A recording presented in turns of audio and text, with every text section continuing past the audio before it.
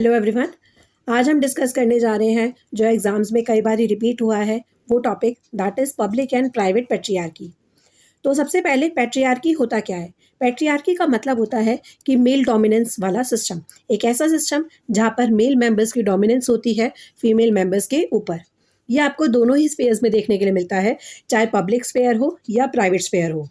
तो public sphere क्या होता है, प्राइवेट स्फेयर क्या होता है, इसको फेमिनिस्ट स्कॉलर सिल्विया वेल्बे ने बहुत अच्छे से इंट्रोड्यूस किया है। इन्होंने ही सबसे पहले ये डिस्टिंक्शन लेकर आया है कि पब्लिक और प्राइवेट पैट्रियार्की क्या होती है, ताकि ये एक्सप्लेन किया जा सके कि जो विमेन है उनका सबऑर्डिनेशन सिर्फ प्राइवेट स्फेयर में नहीं होता, पब्लिक स्फेयर में भी होता है और दोनों जगह डिफरेंटली होता है।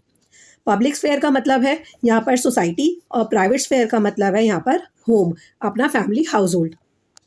तो सबसे पहले हम पढ़ेंगे प्राइवेट पैट्रियार्की। प्राइवेट पैट्रियार्की जो है वो हाउस होल्ड या फैमिली स्ट्रक्चर में देखने के लिए मिलती है।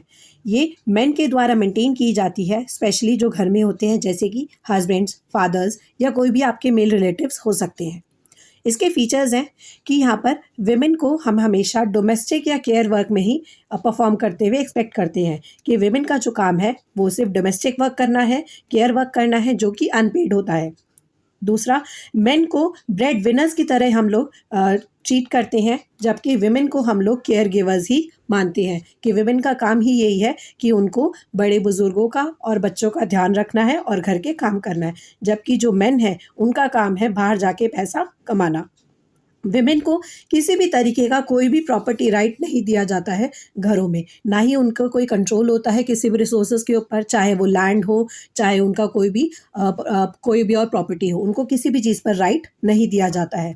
विमेन की जो मोबिलिटी है और वर्क डिसीजंस है वो भी फैमिली नॉर्म्स के अकॉर्डिंग ही डिसाइडेड होते हैं कि विमेन बाहर जा सकती हैं काम करने या नहीं, उन्हें क्या काम करना चाहिए, क्या नहीं करना चाहिए, ये सब भी घर में डिसाइड किए जाते हैं फैमिली नॉर्म्स के अकॉर्डिंग। और वो फैमिली नॉर्म्स कौन बनाता है, वो बनाते हैं घर के मेल मेंबर्स।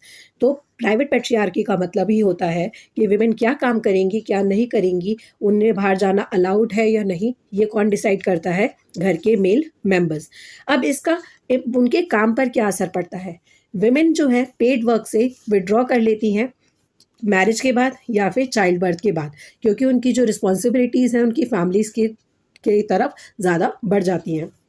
जो वो टाइम स्पेंड करती है अपनी डोमेस्टिक रिस्पॉन्सिबिलिटी में, इसकी वजह से विमेन के पास उतना टाइम ही नहीं रह जाता कि वो कोई भी फुल टाइम एम्प्लॉयमेंट को परस्यू कर सके। और अर्ली मैरिज, सन को प्रेफरेंस दी जाती है, डाउरी रिचुअल्स हमारे यहाँ सोसाइटी में इतने ज़्यादा होते हैं, इसकी वजह से भी विमेन का जो एक्सेस है एजुकेशन के का और जो जॉब अपॉर्चुनिटीज़ हैं वो भी काफ़ी लिमिटेड हो जाती हैं। तो प्राइवेट पैट्रियार्की की वजह से हमने अभी समझा कि किस तरीके से उनके कामों पर असर पड़ता है।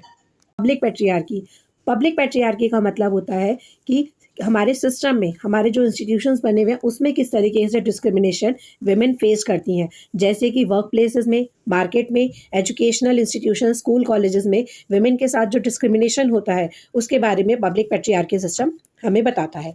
इसके फीचर्स हैं, पहला है लेबर मार्केट डिस्क्रिमिनेशन, कि विमेन को लेबर मार्केट में लेस पे किया जाता है मेन के कंपैरिजन में, जबकि जो दोनों काम कर रहे हैं वो सेम ही वर्क परफॉर्म कर रहे हैं।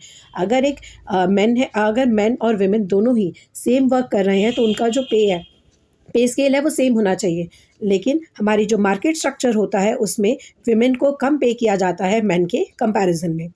Second is occupational segregation. Occupational segregation का मतलब होता है कि काम को डिवाइड कर दिया जाता है कि विमेन का जो काम है लो पेड, लो स्किल और फेमिनाइज सेक्टर्स में ज़्यादा रहेगा, जैसे कि टीचिंग, नर्सिंग और डोमेस्टिक वर्क, जब मेन से एक्सपेक्ट किया जाता है कि वो अपर लेवल के काम करे, जो मैनेजर्स हैं जैसे कि साइंटिस्ट, इंजीनियर्स, और विमेन लो पेड और लो स्किल के फेमिनाइज सेक्टर्स में ही वर्क करेंगी। जो रिप्रेजेंटेशन है लीडरशिप में, डिसीजन मेकिंग रोल्स में, that is top level management में, वो हमें बहुत ही कम देखने के लिए मिलता है। And the last point is work place harassment और अनसेफ एनवायरनमेंट, जिसकी वजह से भी ज़्यादातर जो विमेन है वो फॉर्मल सेक्टर जॉब्स में पार्टिसिपेट नहीं कर पाती हैं, क्योंकि उन्हें जो एनवायरनमेंट है वो अनसेफ लगता है, या हरासमेंट के डर से भी वो बाहर नहीं जाती हैं, उनकी फैमिली भी उन्हें बाहर जाने से रिस्ट्रिक्ट करती है। अब इसका इम्पैक्ट वर्क पर क्या पड़ता है। पहला, fewer women in formal jobs. हमें देखने को मिलता है कि जो फॉर्मल सेक्टर जॉब्स हैं उसमें जो विमेन का पार्टिसिपेशन है मेन के कंपैरिजन में वो बहुत ही कम है। विमेन का ज़्यादातर वर्क करती हैं इनफॉर्मल सेक्टर में, और जिसकी वजह से जो उनका काम है वो इनविजिबल रहता है और लेबर लॉज के प्रोटेक्शन में नहीं आता है, उन्हें कोई भी सोशल सिक्योरिटी बेनिफिट्स वगैरह नहीं मिलते हैं। Last is glass ceiling. Glass ceiling भी उन्हें फेस करना पड़ता है, जिसकी वजह से उनकी अपवर्ड मोबिलिटी रिस्ट्रिक्ट हो जाती है, वो टॉप लेवल मैनेजमेंट या मिडिल लेवल मैनेजमेंट तक नहीं पहुंच पाती हैं, वो लोअर लेवल तक ही रह जाती हैं। That's it for today guys.